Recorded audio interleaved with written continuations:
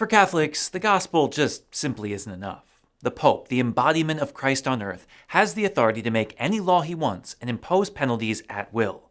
If you don't follow everything the Pope says, you're at risk of being excommunicated. At least, that's how the public seems to understand excommunication in the Catholic Church. The reality is that excommunication is particularly rare in today's world, and the Church has a very clear, surprisingly lenient approach to how it deals with its most unfaithful of members.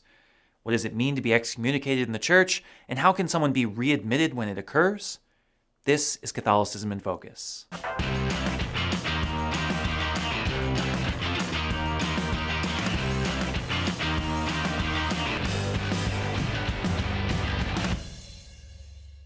When we compare what the general public thinks about excommunication in the Catholic Church and what the Catholic Church actually teaches, two main misconceptions become apparent. The first is that to be excommunicated doesn't mean to be permanently thrown out of the Church. While the word literally means to be out of communion, this does not mean that one is locked out in the cold or that there's no way to fix one's situation.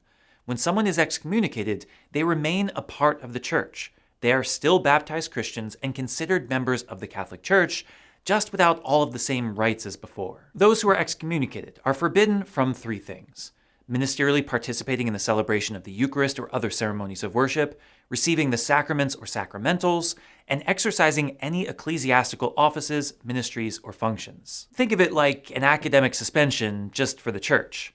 You're still on the team, but you can't practice or play in the game. Shouldn't have cheated on the test. Unlike a suspension, however, the second misconception is that excommunication is not a permanent punishment. It's a call for conversion. While expiatory penalties do exist in the Church, punitive measures imposed for the purpose of atonement, excommunications are actually censures, penalties imposed as medicinal remedies. The idea is pretty straightforward, even if it doesn't make sense to most legal systems around the world. To excommunicate someone isn't to cause them harm for wrongdoing, it is to wake them up to the wrongdoing they've done so that they will change their ways and return to full communion with the Church. In most cases, in fact, it's less a matter of the Church throwing people out as it is the recognition by the Church that someone has let themselves out. Something in their belief or action has gone so askew that they can no longer benefit from the life of the Church, and something needs to change before they can participate fully again. To use our analogy again, you're suspended from practicing or playing the game, but as soon as you apologize and make up your missed work, you're immediately welcome back. For Catholics, there are two ways that someone can incur an excommunication. The first, referred to as ferende sententiae excommunication, resembles traditional justice systems.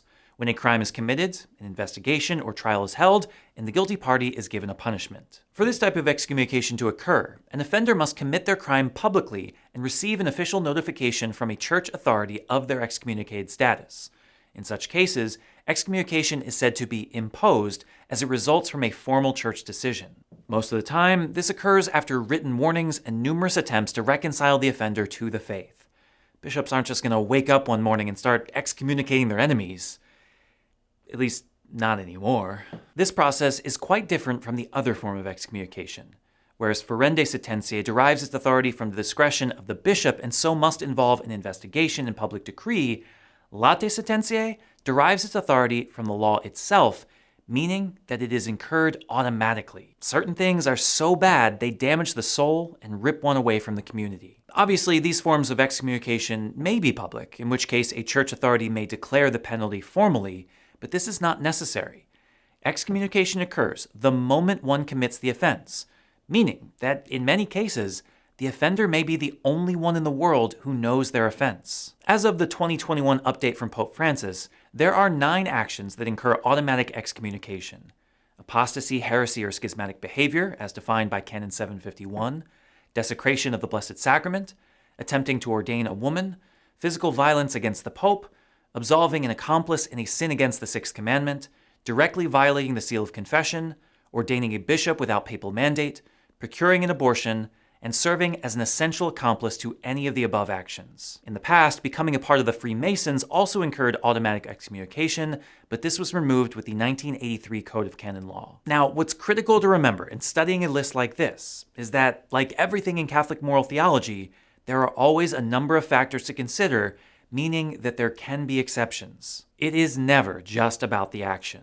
It is also about the intention, the knowledge, the freedom, and the situation of the one committing the offense. For instance, if the offender is under the age of 16, clearly immature in mental and emotional development, and not fully responsible for their actions, they cannot incur any penalty at all from the church, much less be excommunicated. The same goes for a person who is unaware that certain actions are wrong or incur excommunication.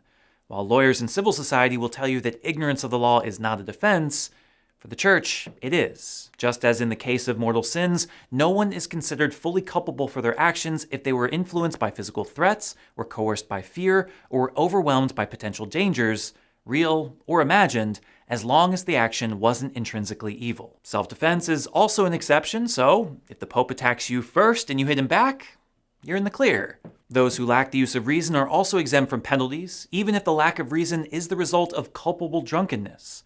Now, you can't get drunk with the intention of committing offense, but if you just happen to get drunk and commit offense, lacking reason, that's okay. I mean, not okay by any means, but you're just not going to get excommunicated for it. In other words, the only way that one can be automatically excommunicated is if they know what the law is, know that the penalty for breaking the law incurs excommunication, are in their right mind with a completely free will, and yet still commit the offense. It's because of that list of requirements that canon lawyers have been known to joke that the only people who can actually excommunicate themselves are canon lawyers. Of course, sadly, we know that this is not the case, and that such actions do occur, leaving us with the most important question of all. When an excommunicated person has remorse and wishes to return to full communion, what recourse do they have? The answer depends on what offense was committed and how the person was excommunicated. Certain offenses, regardless of whether they're declared or not, require recourse to the Pope. This includes physical violence against the Pope, attempting to ordain a woman, desecrating the Blessed Sacrament, forgiving an accomplice for a sin against the Sixth Commandment, directly breaking the sacramental seal, and ordaining a bishop without a papal mandate. For heresy, apostasy, or schismatic behavior, one can have recourse to their local bishop and seek forgiveness. In the case of abortion, an offender can simply go to confession to any priest and be readmitted to communion. Sometimes, things don't have to be complicated. We want people back. In the case that excommunication is incurred by ferende sententiae, one must return to the imposing bishop for evaluation and forgiveness, as it was by his authority that one was excommunicated in the first place. If the offender no longer resides in the bishop's diocese, they may have recourse to their local bishop, but he must consult with the excommunicating bishop before remitting them. At which point, I can't imagine a situation in which someone would be denied. Because again, excommunication isn't a punishment. It isn't punitive or vindictive, meant to cause harm in offenders. It's medicinal. The purpose of imposing or declaring an excommunication is not to add burdens on top of one's sins, but to encourage one to turn from their ways and seek communion once again. If someone goes through the effort of seeking reconciliation, asking the bishop or pope for readmittance, the process has worked. Wait no longer. Come on back in.